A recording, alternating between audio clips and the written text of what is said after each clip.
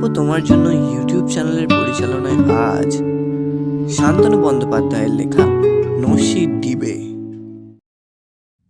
লোকটাকে আসতে দেখে বিজনবাবু ভাবলেন, তাহলে একেই না হয় জিজ্ঞাসা করে জেনে নেওয়া যাক। কিছু বললেন? বিজনবাবুকে এমন বোকা বোকা মুখে তাকিয়ে থাকতে দেখে লোকটা প্রশ্ন করলো। হ্যাঁ, মানে বিজনবাবু বললেন, এ পাড়ায় নতুন তো, আসিনি কখনো আগে, তাই এই ঠিকানাটা। বিজনবাবু পকেট থেকে একটা কাগজের টুকরো বার করতেই লোকটা সেটা ছিনিয়ে নিয়ে চোখ বুলিয়ে বলল, বুঝেছি, 17-3-2 বি ছিদেমুড়ি লেন তো। সে তো আরও এগিয়ে। এখানে কোথায় খুঁজছেন? আসুন আমার সঙ্গে, আমি তো ওদিকেই যাচ্ছি। লোকটার কথা শুনে বিজনবাবু বললেন, বাঁচলাম, রাত হয়ে গেছে, পথে কেউ কোথাও নেই, ভেবে পাচ্ছিলাম না কি করে পৌঁছাবো। আপনাকে পেয়ে আমার দারুণ সুবিধে হলো। দুজনে এবার পা মিলিয়ে হাঁটতে লাগলেন। বিজনবাবু বললেন, এখান থেকে কত দূর আমার এই ঠিকানা? তা 8 কিলোমিটার তো হবেই। লোকটা উত্তর দিল। তো আপনি যাচ্ছেন কোথায়? লোকটা জানতে চাইল। আগে ভাইজির শ্বশুর বাড়ি, আসছি মেমারি থেকে। মেমারি মানে বর্ধমান কি? আগে বিজনবাবু একটু থেমে বললেন, ঠিক মেমারি নয়, আমার বাড়ি আরও ভেতরে। মেমারি স্টেশন থেকে তা প্রায় 20-25 কিলোমিটার পথ। এখানে জজ কোর্টে আমার একটা কেসের শুনানি পড়েছে, সকাল 10টায় হাজিরা দিতে হবে। তাই ভাবলাম ভাইজির বাড়ি গিয়ে আজকে রাতটা থাকি। কে জানে যদি দেরি হয়ে যায়, অত দূর থেকে আসা, সকালে ট্রেনটা যদি ফসকে যায়। ভালো করেছেন। লোকটা হাঁটতে হাঁটতে বলল। এ পাড়ার রাস্তাঘাট সবই আমার মুখস্থ। কথাটা বলেই লোকটা বাঁয়ে ঘুরল। বিজনবাবু তার সঙ্গ নিলেন। লোকটা বলল, এবার ফের বাঁ হাতে গিয়ে তারপর দুবার ডান দিকে বেঁকে তারপর হাঁটতে হবে সোজা নাক বরাবর। আগে পৌঁছবো আমি, তারপর আপনি। এত সব আঁকামাকা রাস্তা, আপনি না থাকলে মুশকিলেই পড়তাম। খানিকটা ঘুরপাক খেয়ে শেষে মনে হয় ফিরেই যেতে হতো। ঠিক, লোকটা বলল, এ পাড়ার রাস্তাগুলোই এমন। এখানে ঠিকানা খুঁজে পাওয়া বেশ ঝামেলার। আপনিও কি আসছেন বাইরে থেকে? বিজনবাবু প্রশ্ন করলেন। বাইরে ঠিক বলা যাবে না, এখন আমি আশেপাশেই থাকি। তবে সেটা কি আর থাকা বলা যায়? বলতে বলতে থেমে গিয়ে কথাগুলো এসে বলল, যাকগে, সেসব অনেক কথা, সেসব আর নাই বললাম। আপনি কি তার মানে একটা রাত কাটিয়েই? না না, লোকটা হাঁকপাক করে উঠে বলল, রাতপাত আমি কাটাবো না, যাবো আর আসবো। বলেন কি? বিজনবাবু হাঁটতে হাঁটতে বললেন, এই রাতে পৌঁছেই আবার ফিরে যাবেন? এতটা পথ। অবশ্য উপায় একটা আছে, রিক্সা, কারণ ট্রাম বাস তো সব বন্ধ হয়ে গেছে। ওসবের আমি তোয়াক্কা করি না। লোকটা বিজনবাবুকে থামিয়ে দিয়ে বলল, ওসব ট্রাম বাস অটো রিক্সা আমার অরুচি।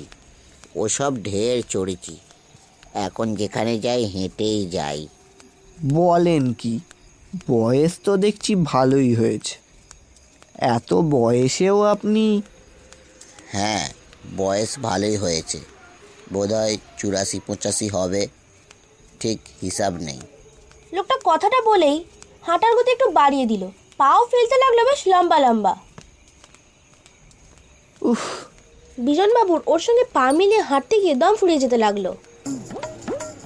তিনি হাঁপাতে হাঁপাতে বললেন, বাপরে, আপনার সঙ্গে পা মিলিয়ে চলা তো দেখছি প্রায় অসম্ভব হয়ে উঠছে। একটু যদি আস্তে হাঁটেন।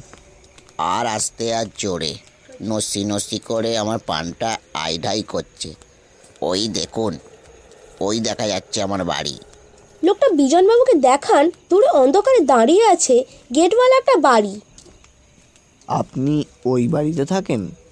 বিজনবাবু বললেন, আপনার বুঝি নস্যির নেশা? নেশা বলে নেশা, নস্যি ছাড়া আমি এক দণ্ডও থাকতে পারি না, অথচ আজ 1 মাস হয়ে গেল।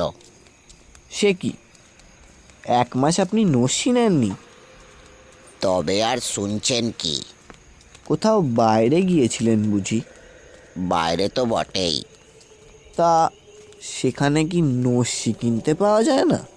নস্যি যদি মিলতো সেখানে, তাহলে কি আর আসতাম এমন ছুটতে ছুটতে? আজ আমার নস্যি চাই চাই।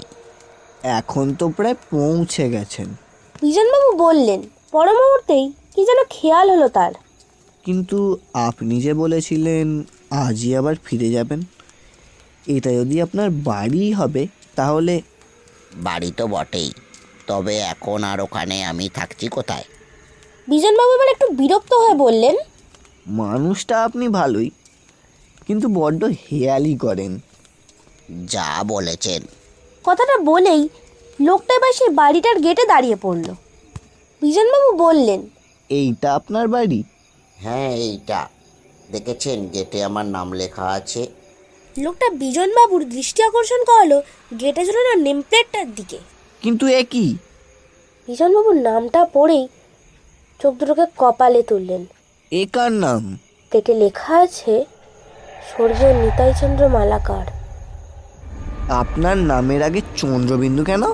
বিজনবাবু বড় বড় চোখ তুলে লোকটার দিকে তাকালেন। এখন তো আমার নামের আগে চন্দ্রবিন্দুই বসার কথা। মুখে টেপা হাসি ছেড়ে লোকটা বলল, ছেলেগুলো আমার ঠিকই লিখেছে, যদিও ছেলেগুলো এক একটা দাহা গাধা। সে কি, আপনার ছেলেদের গাধা বলছেন কেন? বিজনবাবু প্রশ্ন করলেন।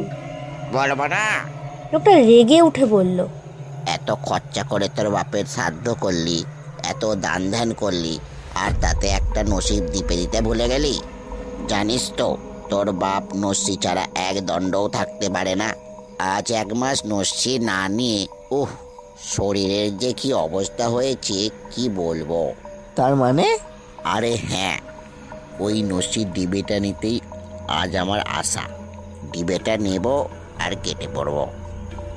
কথাটা বলেই লোকটা কোথায় উধাও হয়ে গেল। বিজনবাবু একবার এদিক ওদিক তাকিয়েই পাই পাই করে ছুটতে শুরু করলেন।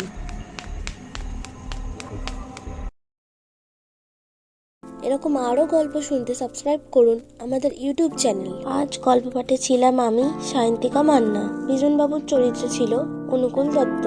অশরীরী অথবা নিতাইচন্দ্র মালাকারের চরিত্র ছিল পিন্টু দত্ত। শব্দগ্রহণ, আবহ সঙ্গীত এবং স্পেশাল এফেক্টসে অনুকূল ও সায়ন্তিকা। আমাদের ইনস্টাগ্রামে ও ফেসবুকে ফলো করুন। নিজেদের গল্প পাঠান ডেসক্রিপশনে দেওয়া জিমেলে।